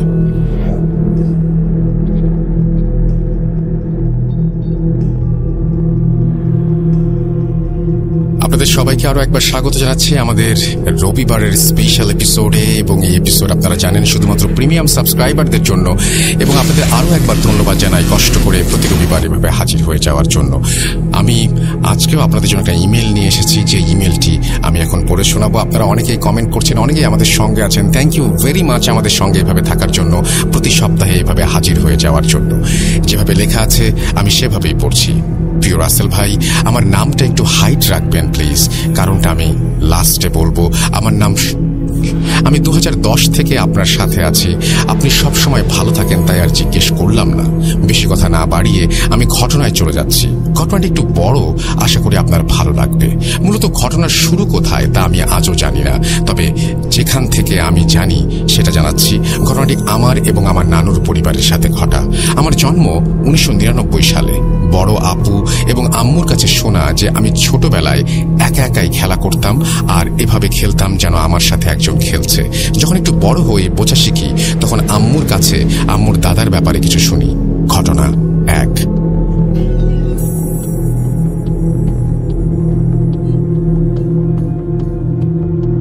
আম্মুর দাদা অনেক পরহেজগার মানুষ ছিলেন এবং তার সাথে নাকি জিন ছিল, কিন্তু সেগুলো সে পালতো না, কিন্তু তার সাথে থাকতো। নানির কাছে শুনেছিলাম এগুলো নাকি তার বংশগতভাবে পাওয়া। তাদের বংশের মধ্যে যে কেউ একজন বা দুজনের সাথে ওই জিনের বংশের কেউ না কেউ থাকবে এবং তাদের সাহায্য করবে, কিন্তু তারা জিনের ওপর কোনো হুকুম চালাতে পারবে না। জিন তাদের ইচ্ছে মতো কাজ করবে। এবং আম্মুর দাদা মারা যাবার পর জিনটি হয়তো আমার নানির সাথে চলে এসেছিল, কিন্তু নানি তখনও এগুলো জানতো না। এবং একটু বলে রাখি যে এই জিনগুলো ছিল অত্যন্ত শক্তিশালী। জিন সাথে থাকায় নানি মাঝে মাঝে কিছু প্রবলেম ফেস করত, যেমন ঘরে টুকটাক আওয়াজ, ঘরের আবহাওয়া ঠান্ডা থাকা ইত্যাদি, যার কারণে সে ভয় পায় এবং তার এক কাজিনের সাথে এক কবিরাজের কাছে যায়। কবিরাজ জিনটি দেখে লোভ লাগে এবং সে বিভিন্ন কায়দায় জিনটিকে তার কাছে বন্দী করে এবং এটাকে দিয়ে বিভিন্ন কাজ করায় এবং অত্যাচার করায়। কিছুদিন পর নানি একটা স্বপ্ন দেখে যে কেউ একজন তাকে বলছে যে সে তো তার কোনো ক্ষতি করেনি, উপকারের জন্যই সে এসেছিল, কিন্তু সে কেন, অর্থাৎ আমার নানি কেন তার এত বড় ক্ষতি করলো, এবং এই জন্য আমার নানিকে শাস্তি পেতে হবে। আমার পূর্বপুরুষের দোয়া ওভাবেই থাকবে, কিন্তু এই প্রজন্ম এবং তার পরবর্তী প্রজন্মের সংসারে কখনো কোনো উন্নতি হবে না এবং আমরা নাকি একদম ফকির হয়ে যাব। এবং সে জানালো যে আমাদের এরকম অনিষ্ট হবে। ঠিক যেই কথা সেই কাজ। নানার অঢেল জমি জমা থাকা সত্ত্বেও আমাদের সংসারের অবনতি হতে থাকে। কিছুদিন পর নানার ক্যান্সার ধরা পড়ে এবং সমস্ত জমি জমা বিক্রি করেও চিকিৎসা করে তাকে বাঁচানো যায়নি। যেদিন সর্বশেষ ফসলি জমি বিক্রি করা হয় নানার ওষুধের জন্য, তার কয়েকদিন পরেই আমার নানা মারা যায়। একে একে নানি তার সব মেয়ে বিয়ে দেন এবং সর্বশেষ এই পরিবারটি ঋণের চাপে পড়ে যায়, যা এখনো কাটিয়ে উঠতে পারেনি। আমার মামাদের সবাইকে দেখেছি, প্রত্যেকে ট্যালেন্টেড, কিন্তু তারা আজ পর্যন্ত কোনো উন্নতি করতে পারেনি। ঘটনা 2। আমি ছোটবেলা থেকে ছিলাম প্রচন্ড ধর্মপ্রেমী। আমার ছোট মামা একজন হুজুর। সে মাঝে মাঝে বলতো, আমার ভাগ্নির মধ্যে যে নূর আমি দেখেছি তা খুব কম মানুষের মধ্যে থাকে। আমি কোনো বিপদ হবার আগেই তা কেমন যেন বুঝে ফেলতে পারি। স্বপ্ন দেখতাম, নয়তো বুকের মধ্যে আঁতকে উঠত। এভাবেই চলছিল দিন। আমি কোরআন পড়া শিখি। আমার সাথে যারা পড়তো তাদের সবার চেয়ে দ্রুত, আর আমার আরবিতে সূরা লেখা দেখে অনেকেই অবাক হয়ে যেত। আমার বাড়িতে কিছু ঝামেলা হওয়ায় পড়ালেখা করতে আমাকে পাঠানো হয় রাজশাহীতে। স্যারকে প্রমিস করেছিলাম যে এই এলাকা বা বাড়ির নাম কাউকে বলবো না, তাই বলতে পারছি না। আমি এবং আমার সাথে কিছু ছেলে আমরা স্কুলের এক স্যারের বাড়িতে থাকতাম। আমি তখন ক্লাস 6-এ পড়ি। স্যারের বাড়ি 2 তলা এবং অনেক বড়। আমি বেশিরভাগ সময় ছাদে থাকতেই পছন্দ করতাম, কারণ ছাদ থেকে পদ্মা নদী একদম সুন্দর দেখা যেত। বাড়িতে রুমে একাই ঘুমাতাম, কিন্তু রাজশাহীতে আমার রুমমেট হয় আমারই দূর সম্পর্কের চাচাতো ভাই। ও প্রতি রাতেই কোনো না কোনো কারণে ভয় পেয়ে জেগে উঠত। বলে রাখা ভালো, ও ছিল কোরআনের হাফেজ। জেগে ওঠার পর ও আয়াতুল কুরসি পড়ে ফুঁ দিয়ে রুম ও শরীর বন্ধ করে ঘুমাতো। যেদিন ভুলে যেত ওই দিন বলতো, আমার শরীরে প্রচন্ড জ্বর, কিন্তু সকালে ঠিক হয়ে গেছে। এভাবে ও অভ্যস্ত হয়ে যায়। একদিন রাজশাহীর কোনো এক বড় হুজুর আসেন স্যারের বাড়িতে। সে ছিল স্যারের স্ত্রীর মামা। সে আসার পর থেকেই দেখতাম শুধু আমার সাথে সে কথা বলে, আমার সাথে একই বিছানায় সে ঘুমাবে, এই তার চাওয়া। তো তার 5 দিন থাকার কথা, কিন্তু সে থাকে 2 মাস। এবং আমি প্রায় দিনে ও রাতে সবসময় তার সাথে থাকতাম। তার কথায় আমি অত্যন্ত মুগ্ধ ছিলাম। তার আমার সম্পর্ক ছিল যেন গুরু আর শিষ্য। 2 মাস পরে সে যাওয়ার সময় আমাকে বলে, তোমার কাছ থেকে আমি একটা জিনিস ধার নিলাম। এটা রাখার মতো বয়স এখনো তোমার হয়নি, তবে আমি এর কোনো ক্ষতি করব না যাতে তোমার ক্ষতি হয়। তবে এটা তুমি ফেরত পাবা ওই দিন যেদিন আমি মারা যাব। আমার মৃত্যুর খবর তুমি প্রাকৃতিকভাবেই বুঝতে পারবে, ফোন দিয়ে কাউকে জানাতে হবে না। ওই দিন তোমার সবকিছু মনে পড়ে যাবে একটা জিনিস দেখে। এই বলে উনি চলে গেলেন। তার কথাগুলো আগামাথা কিছুই বুঝলাম না। 2-1 মাস পর আমার মেজাজ খিটখিটে হয়ে যায়। 5 ওয়াক্ত নামাজ পড়তাম আমি রেগুলার, সেখানে আমি 1 ওয়াক্ত নামাজ পড়তে পারতাম না। লোকাল এক ছেলের মারামারিতে মাথা ফাটিয়ে অবশেষে আমি বাড়িতে চলে আসি। তারপর থেকে প্রায়ই স্বপ্নে একটা মেয়ের সাথে আমি কথা বলতাম। অনেক কথা বলতাম, কিন্তু তার চেহারা দেখা যেত না। আর কি কথা বলতাম তা সকালে ভুলে যেতাম। এরপর থেকে এভাবে পার হয়ে যায় 9টি বছর। আমি এখন ইউনিভার্সিটিতে 3য় বর্ষের ছাত্র। ওই কাহিনীগুলো সব ভুলে গিয়েছিলাম প্রায়। কলেজ লাইফ থেকে টুকটাক সিগারেট খাওয়া শুরু করি। তারপর থেকে কিছুটা মাদকে আসক্ত হয়ে পড়েছিলাম। এই 2022-এর জানুয়ারি মাসের একটা দিন আমি অস্বাভাবিকভাবেই উত্তরা থেকে মিরপুর যাচ্ছিলাম। মাটিকাটা মোড়ে আসতেই হঠাৎ বাসের সিট থেকে আমার চোখ পড়ে রাস্তায়। আমার শরীর প্রচন্ড গরম হয়ে যায়। আমার আরো বেশি শীত লাগতে শুরু করে। দেখি একটা মেয়ে ধূসর আলখেল্লা পরে রাস্তার ধারে দাঁড়িয়ে আমার দিকেই তাকিয়ে আছে, যেন কতদিন আমাকে দেখে না। তার সাথে আমার বহুদিনের পরিচয়। বাস মেয়েটাকে ক্রস করে কালশি মোড় পৌঁছাতেই দেখি সেই মেয়েটা আবার দাঁড়িয়ে আমার দিকে এক দৃষ্টিতে তাকিয়ে আছে। আমি অবাক হয়ে যাই, এত তাড়াতাড়ি এখানে আসলো কিভাবে। তারপর হুট করে আকাশে বজ্রপাতের শব্দ। আমার পাশের জনকে আমি বলি, বৃষ্টি হবে মনে হচ্ছে। সে বলে, ভাই পাগল হয়েছেন, আকাশ তো একদম পরিষ্কার। আমি আবার জানালা দিয়ে তাকিয়ে দেখি আকাশ পরিষ্কার। আমি খুব অবাক হই। বাসায় গিয়ে সব ফিল করতে থাকি যেন আমার দিকে তাকিয়ে আছে সবকিছু। এত ঠান্ডার মধ্যেও রাতে আমি ঘুমোতে পারি না। অনেকক্ষণ এদিক ওদিক করে অবশেষে 2:45 দিকে ঘুমাই। রাত 3টায় আমার ঘুম ভাঙে। আমি এতক্ষণ কিছু না ভেবে কাছে থাকা একটা সিগারেট জ্বালিয়ে রুমের বাইরে করিডোরে চলে যাই। যাওয়ার পরই দেখি বাইরে প্রচন্ড ঠান্ডা। আমি যেখানে খালি গায়ে ঘুমিয়েছিলাম সেখানে এখন বাইরে দাঁড়িয়ে থাকা কঠিন হয়ে যাচ্ছে। সিগারেট শেষ হতে হাত মুখ ধুয়ে আবার ঘুমিয়ে যাই। আধা ঘুম আমার শরীর।